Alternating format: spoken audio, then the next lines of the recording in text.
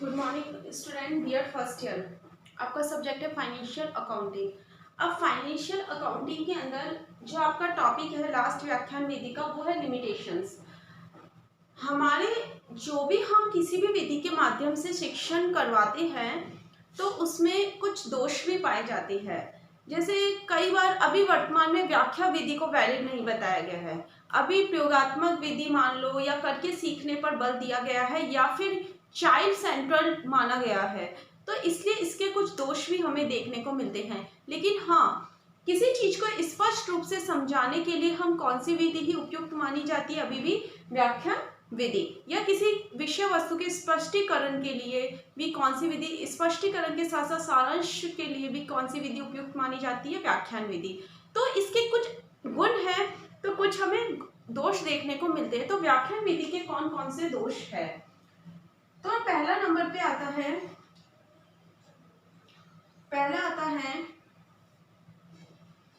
यह विधि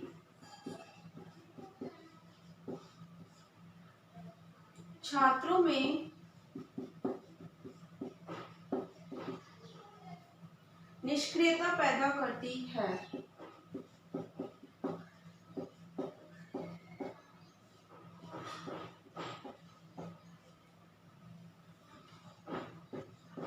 निष्क्रियता मतलब होता है कि जो विद्यार्थी होता है ये उसमें ये मौन रहता है, तो इसलिए ये विधि उपयुक्त नहीं मानी जाती, क्योंकि यह विधि छात्रों में निष्क्रियता, या ये मान लो कि एक तरह से जो बच्चे विषय वस्तु को समझते हैं वो एक तरह से उनके लिए अरुचि लगने लगती है, क्योंकि वो एक निष्क्रिय रूप से उस चीज को समझने की कोशिश करते हैं। तो इसमें विद्यार्थी निष्क्रिय रूप से भूमिका निभाते हैं और अध्यापक सक्रिय रूप से भूमिका निभाते हैं, इसलिए ये विधि क्या मानी जाती है? अनुपयुक्त मानी जाती है।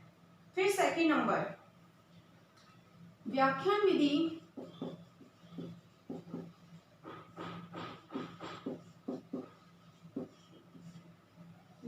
विधि छात्रों को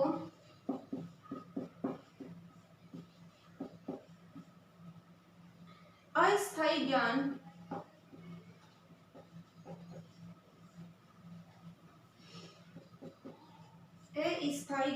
प्रदान करती है।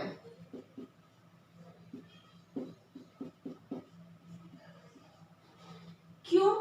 जो व्याख्यान विधि होती है वो छात्रों को अस्थायी ज्ञान क्यों अस्थायी ज्ञान प्रदान करती है? क्योंकि इसके अंदर ना हम किसी उदाहरणों को काम में ले रहे हैं, ना हम बच्चों को करके सीखने पर बल दे रहे हैं, ना बच्चों को एक प्रतिरूप के माध्यम से पढ़ा रहे हैं। हम सिर्फ इसके अंदर एक व्याख्या दे रहे हैं, व्याख्या रूपी शिक्षण प्रदान कर रहे हैं। तो जो बच्चे, जिसका आईक्यू लेवल, जिसकी समझने की क्षमता या फिर अंदर माइंड में एक तरह से स्थिर करने की क्षमता जिसकी अधिक है, जिसकी याददाश्त अच्छी है एक तरह से, वो बच्चा तो इस विधि को उपयुक्त मान सकता है। या वो जो उसने समझाया, अध्यापक द्वारा समझाए गए गुणों को बच्चे क्या करते हैं? अपने मस्तिष्क में ग्रहण कर लेते हैं। लेकिन इसके विपरीत कुछ स्टूडेंट्स ऐसे होते हैं जिसकी याददाश्त जो होती है वो कमजोर होती है। याददाश्त कमजोर इन द सेंस होता है कि वो बहुत जल्दी से उस चीज को भूल जाते हैं, जब तक वो देखकर, किसी कंटेंट को देखकर नहीं सीखते। तो जैसे हम देखते हैं कि स्थायी ज्ञान तभी होता है जब बच्चे श्रवण करते हैं या उस तथ्य को देखते हैं। लेकिन इसके अंदर इन दोनों ही चीजों का अभाव है, इसलिए ये माना जाता है कि ये विधि विद्यार्थियों में अस्थायी ज्ञान प्रदान करती है। विद्यार्थी लॉन्ग टर्म तक अध्यापक द्वारा सिखाए गए विषय वस्तु को याद नहीं कर पाते हैं, इसलिए विधि क्या मानी जाती है? अनुपयुक्त मानी जाती है।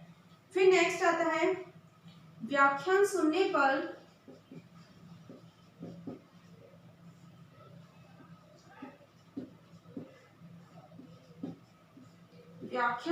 पर छात्र निष्क्रिय सदस्य रहते हैं।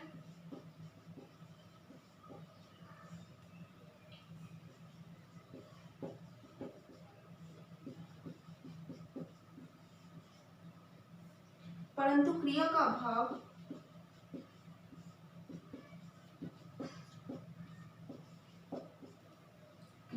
अभाव बना रहता है।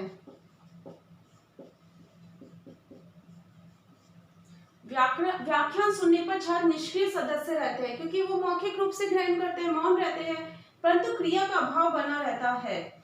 लेकिन इसमें क्या माना जाता है, एक्टिविटी नहीं होती, सिर्फ बच्चे निष्क्रिय रूप से भूमिका निभाते हैं। जैसे इसके अंदर छात्र में निष्क्रियता पैदा होती है और इसमें जो एक्टिविटीज ना होने की वजह से व्याख्यान सुनने पर छात्र निष्क्रिय सदस्य रहते हैं, सिर्फ सुनने पर बल देते हैं, ना कि कोई एक्टिविटी करते हैं। फिर नेक्स्ट आता है इसके अंदर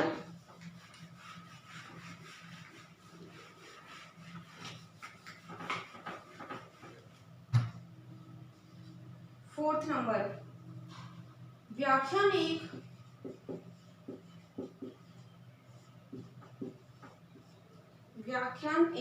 शिक्षक प्रदान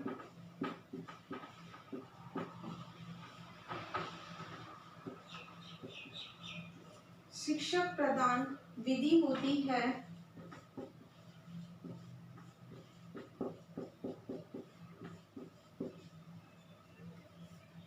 क्योंकि छात्रों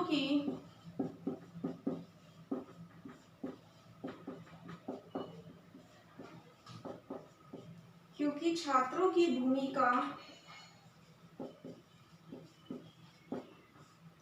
भूमिका का इसमें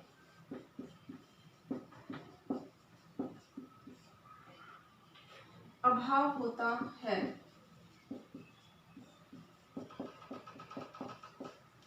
शिक्षक प्रधान विधि होती, वही ये कौन से, शिक्षक सेंट्रल, मतलब टीचर सेंट्रल है, क्योंकि जो छात्र होते हैं वो निष्क्रिय रूप में भूमिका निभाते हैं, इस वजह से उनका अभाव होता है।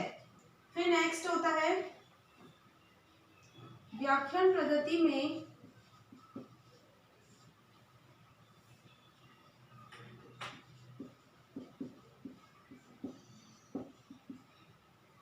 मौलिकता का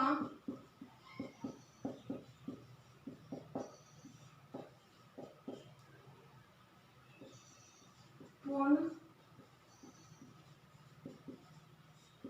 अभाव होता है। ऑब्वियसली बात है कि हम सत्यता की जांच नहीं कर पा रहे इसके अंदर, इसलिए इसके अंदर मौलिकता का पूर्ण क्या होता है, अभाव होता है। मौलिक रूप से तथ्य हमारे सामने नहीं आ रहे, हम ये कैसे मान लेंगे कि ये तथ्य सत्य है या असत्य है।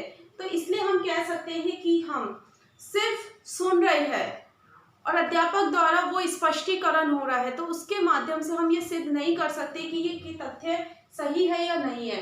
तो ये माना जाता है कि इसके अंदर मौलिकता का पूर्ण रूप से अभाव पाया जाता है। तथ्य सही होना ही वो नहीं है, तथ्य का स्पष्टीकरण हो रहा है, लेकिन वो मौलिक रूप से है या नहीं है, वो इसकी सत्य हमारे पास, वो तथ्य की जांच हमारे पास नहीं है, इसलिए इसके अंदर ये माना जाता है कि इसके अंदर मौलिकता का अभाव है। ये आपके व्याख्यान विधि के दोष थे और आज आपकी व्याख्यान विधि कंप्लीट हो गई।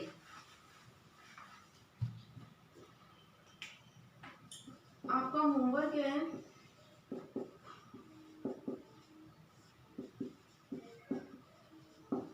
व्याख्यान विधि के दोष की विवेचना कीजिए।